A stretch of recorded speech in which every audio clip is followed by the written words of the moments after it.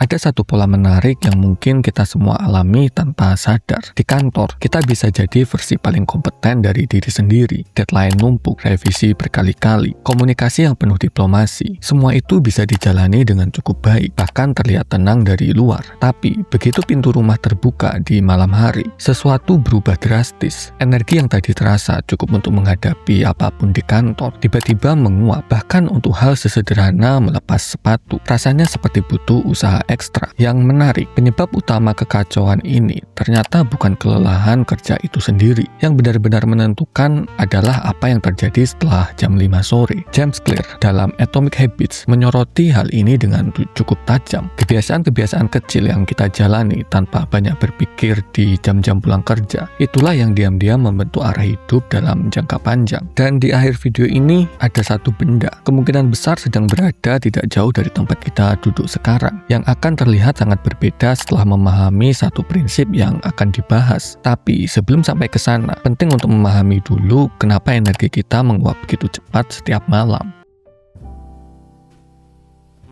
Pulang kerja jam 7 malam, dan tubuh terasa seperti habis menempuh perjalanan jauh, padahal sebagian besar hari dihabiskan duduk di depan layar. Penyebabnya ada di kepala, bukan di otot. Sepanjang hari, otak dipaksa membuat ratusan keputusan kecil secara terus-menerus. Mana yang harus direspon lebih dulu? Bagaimana menjawab pesan dengan nada yang tepat? Kapan waktu terbaik menyampaikan sesuatu ke atasan? Psikolog menyebutnya decision fatigue, kelelahan akibat terlalu banyak mengambil keputusan. Ada satu ide lain dari Atomic Habits yang melengkapi ini, kemauan atau willpower. Ternyata bekerja mirip otot fisik, dipakai terus tanpa jeda, dia melemah. Dan sepanjang hari kerja, otot itu terus-menerus dipakai untuk menahan reaksi emosional, memilih kata yang tepat dalam percakapan sulit, bersabar menghadapi situasi yang kurang ideal. Jadi, begitu sampai rumah, dua hal terjadi bersamaan. Baterai pengambil keputusan menipis, dan otot pengendalian diri sudah lelah. Kombinasi ini yang membuat tubuh secara otomatis mencari jalan paling ringan untuk meredakan tekanan. Biasanya lewat sesuatu yang memberi rasa lega instan tanpa perlu usaha lebih. Dan sumber stimulasi paling mudah dijangkau tentu saja layar ponsel. Awalnya seringkali hanya berniat rebahan sebentar, tapi durasi 5 menit itu jarang benar-benar berhenti di 5 menit. Ini bukan soal kurang disiplin. Secara biologis, kelelahan berat membuat bagian otak yang mengatur kontrol diri bekerja jauh lebih lambat dari biasanya. Semacam rem yang responnya melemah karena kehabisan tenaga. Dan disinilah bagian yang mungkin mengubah cara pandang kita terhadap masalah ini. Orang-orang yang tampak paling disiplin justru bukan mereka yang paling kuat menahan godaan. Mereka justru paling jarang menempatkan diri dalam situasi penuh godaan sejak awal. Artinya, mereka tidak pernah benar-benar bertarung melawan diri sendiri setiap malam, karena pertarungan itu sudah dihindari lebih dulu lewat cara mereka mengatur lingkungan di sekitar mereka. Yang membawa kita ke pertanyaan sebenarnya bukan bagaimana melawan godaan, tapi bagaimana membuat godaan itu tidak pernah muncul di jalur pertama.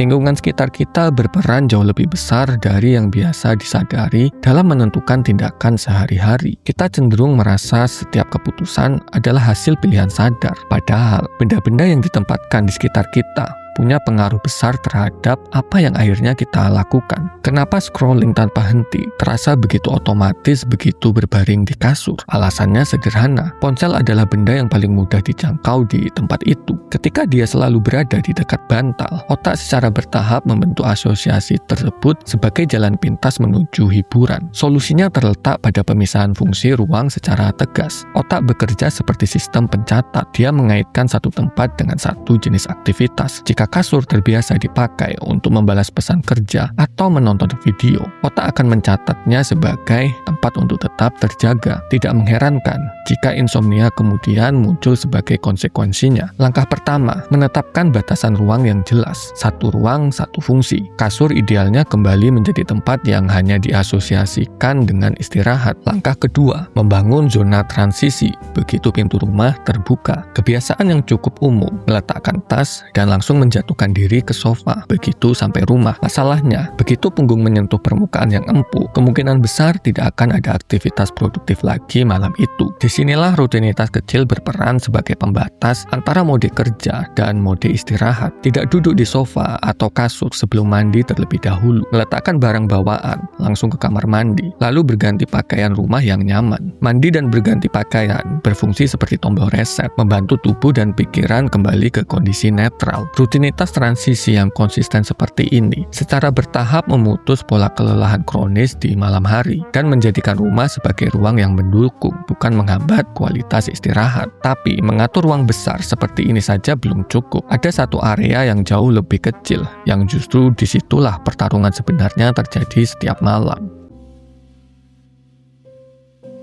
Prinsip dasarnya sederhana. Jika ponsel menjadi pemicu utama kebiasaan yang ingin dikurangi, langkah pertama adalah menyingkirkannya dari jangkauan pandang. Begitu masuk rumah, ponsel bisa langsung dipindahkan dari saku ke laci tertutup di ruangan lain. Godaan untuk memainkan sesuatu yang tidak terlihat sama sekali jauh lebih kecil dibanding yang tergeletak di dekat mata. Karena otak di malam hari cenderung mencari jalan paling mudah, strateginya adalah membalik logika tersebut, menciptakan hambatan kecil yang membuat akses ke ponsel terasa lebih merepotkan. Salah satu langkah paling praktis, memindahkan charger keluar kamar tidur. Ketika muncul dorongan untuk memeriksa notifikasi, hambatan berdiri di luar kamar yang kurang nyaman seringkali cukup untuk meredam dorongan itu. Untuk situasi ketika ponsel tetap perlu dibawa ke kamar, misalnya untuk alarm, beberapa penyesuaian kecil bisa membantu. Mode grayscale otomatis mulai pukul 7 malam, mengurangi daya tarik visual layar, dan memindahkan aplikasi media sosial ke folder tersembunyi, menambah beberapa langkah ekstra sebelum bisa diakses. Hambatan sekecil ini, meski terlihat sepele, cukup untuk melemahkan dorongan impulsif. Tapi ada satu langkah terakhir yang efeknya paling terasa, dan ini yang tadi disebut di awal video. Tangan secara refleks sering meraba area sekitar bantal saat berbaring. Kalau yang ditemukan di situ adalah ponsel, hasilnya sudah bisa ditebak. Tapi kalau yang tersedia adalah buku fisik atau jurnal kecil, itulah yang akan tersentuh lebih dulu. Perubahan sekecil ini, satu benda yang dipindahkan dari meja ke bawah bantal, dan satu benda lain yang menggantikannya, cukup untuk membentuk ulang kebiasaan tangan sebelum mata benar-benar terpejam. Intinya bukan soal menjadi individu dengan kontrol diri luar biasa. Ini soal merancang sistem yang bekerja secara otomatis, sehingga tidak perlu ada perdebatan internal setiap malam.